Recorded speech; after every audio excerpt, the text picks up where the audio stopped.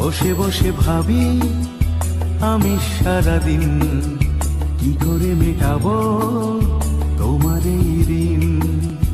এ মনের ঘরে কবে ধীরে ধীরে, মনের ঘরে কবে ধীরে ধীরে ফিরিয়ে দিলে আবার হারানো সেই দিন। বসে বসে